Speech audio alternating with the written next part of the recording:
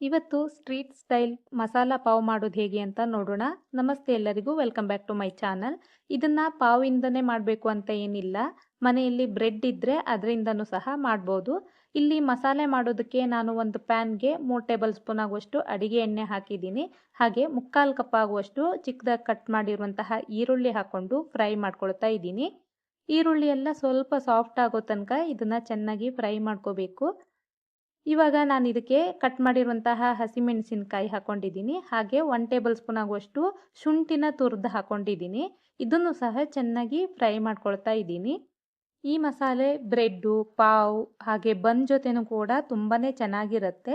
ಇವಾಗ ಇದೆಲ್ಲ ಫ್ರೈ ಆದ ನಂತರ ನಾನು ಚಿಕ್ಕದಾಗಿ ಕಟ್ ಮಾಡಿರುವಂತಹ ಕ್ಯಾಪ್ಸಿಕಮ್ ಅರ್ಧ ಕಪ್ ಆಗುವಷ್ಟು ಹಾಕ್ಕೊಂಡಿದ್ದೀನಿ.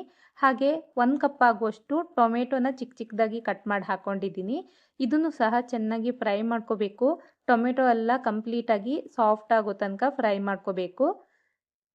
ಗ್ಯಾಸನ್ನು ನಾನು ಹೈ ಫ್ಲೇಮಲ್ಲಿ ಇಟ್ಕೊಂಡಿದ್ದೀನಿ. ನೋಡಿ, ಟೊಮೆಟೊ ಎಲ್ಲ ಸ್ವಲ್ಪ ಸಾಫ್ಟ್ ಆಗ್ತಾ ಇದ್ದ ಹಾಗೆ ಇದನ್ನು ಚೆನ್ನಾಗಿ ಸ್ಮ್ಯಾಶ್ ಮಾಡ್ಕೋಬೇಕು.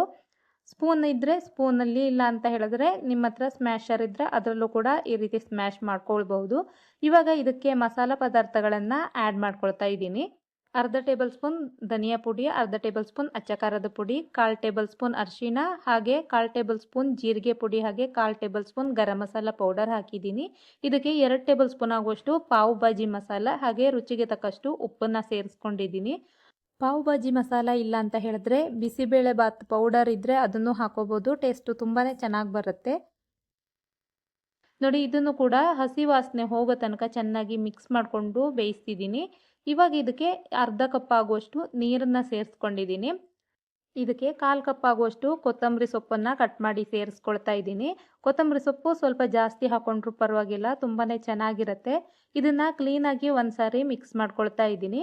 ನೋಡಿ, ಈ ಥರ ಮಿಕ್ಸ್ ಮಾಡಿಕೊಂಡು ಲಿಡ್ ಕ್ಲೋಸ್ ಮಾಡಿ ಮೀಡಿಯಮ್ ಉರಿಯಲ್ಲಿ 2 ರಿಂದ 3 ನಿಮಿಷ ಚೆನ್ನಾಗಿ ಬೇಯಿಸ್ಕೋಬೇಕು. ಇವಾಗ ಲಿಡ್ ಓಪನ್ ಮಾಡ್ತಾ ಇದ್ದೀನಿ.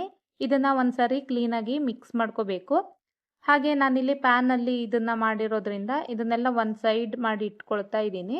ಇವಾಗ ಇದಕ್ಕೆ ಸ್ವಲ್ಪ ಬಟರ್ ಹಾಕೋಬೇಕು. ಬಟರ್ ಹಾಕ್ಕೊಂಡು ನಮ್ಮ ಹತ್ರ ಇರುವಂತಹ ಪಾವನ್ನ ಕಟ್ ಮಾಡಿ ಇದರಲ್ಲಿ ಫ್ರೈ ಮಾಡ್ಕೋಬೇಕು. ನಿಮ್ಮ ಹತ್ರ ಪಾವ್ ಇಲ್ಲ ಅಂತ ಹೇಳಿದ್ರೆ ಬ್ರೆಡ್ಡು ಸಹ ಯೂಸ್ ಮಾಡ್ಬೋದು, ಇಲ್ಲ ಅಂತ ಹೇಳಿದ್ರೆ ಬನ್ ಸಹ ಯೂಸ್ ಮಾಡ್ಬೋದು. ಇದನ್ನು ಲೈಟಾಗಿ ನಾನು 2 ಕಡೆ ಫ್ರೈ ಮಾಡ್ಕೊಳ್ತಾ ಇದ್ದೀನಿ. ಬಟರ್ ಹಾಕಿ ಈ ರೀತಿ ಟೋಸ್ಟ್ ಮಾಡ್ಕೊಳ್ಳೋದ್ರಿಂದ ಟೇಸ್ಟು ತುಂಬಾ ಚೆನ್ನಾಗಿರುತ್ತೆ. ಇವಾಗ ನಾನು ಮಸಾಲ ಹಾಕ್ಕೊಳ್ತಾ ಇದ್ದೀನಿ. ಎಲ್ಲ ಕಡೆ ಮಸಾಲನ ಕರೆಕ್ಟಾಗಿ ಸ್ಪ್ರೆಡ್ ಮಾಡ್ಕೋಬೇಕು. ನಿಮಗೆ ಎಷ್ಟು ಮಸಾಲ ಬೇಕು ನೋಡಿಬಿಟ್ಟು ಹಾಕೋಬೋದು. ನಾನಿಲ್ಲಿ 2 ಮಸಾಲ ಪಾವ್ ಮಾಡ್ತಾ ಇರೋದ್ರಿಂದ ಅರ್ಧದಷ್ಟು ಮಸಾಲ ಸೇರಿಸ್ಕೊಂಡಿದ್ದೀನಿ. ಇದನ್ನು ಒಂದು ಪ್ಲೇಟಿಗೆ ತೆಗೆದಿಟ್ಕೊಳ್ತಾ ಇದ್ದೀನಿ.